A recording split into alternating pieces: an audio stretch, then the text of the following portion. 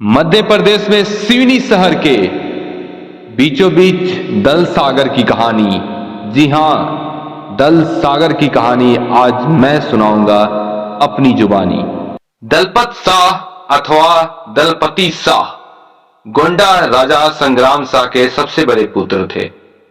इनका विवाह भारतीय इतिहास की वीरांगना नारियों में गिनी जाने वाली रानी दुर्गावती से हुआ था। दलपत शाह राजा संग्राम शाह के सबसे बड़े पुत्र थे। 1540 ईस्वी में संग्राम शाह की मृत्यु के पश्चात दलपत शाह राजा हुए थे।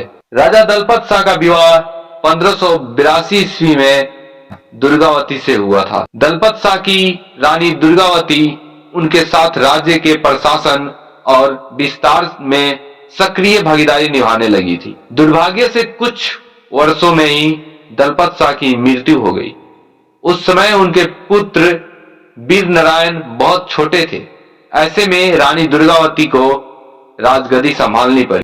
दलपत शाह गढ़ा साम्राज्य का 49वां शासक था, जिसने गोंडवाना के भारतीय क्षेत्र को नियंत्रित किया था।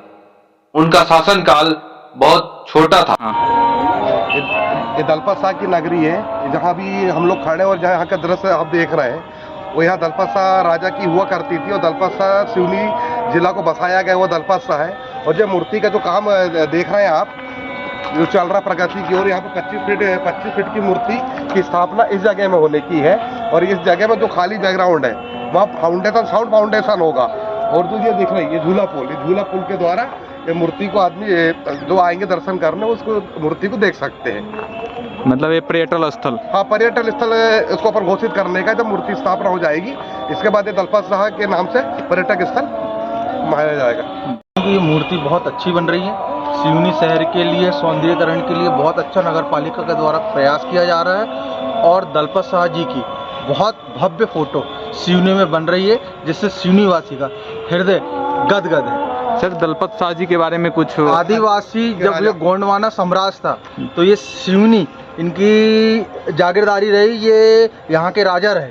और इन्होंने ये दल सागर तालाब जहाँ अपन वर्तमान में खड़े हैं, ये दल सागर तालाब उन्हीं के द्वारा निर्माणाधीन किया गया, जिससे जिले वासी को यहाँ से पानी मिलता रहा और पर्याप्त संसाधन की व्यवस्था की गई।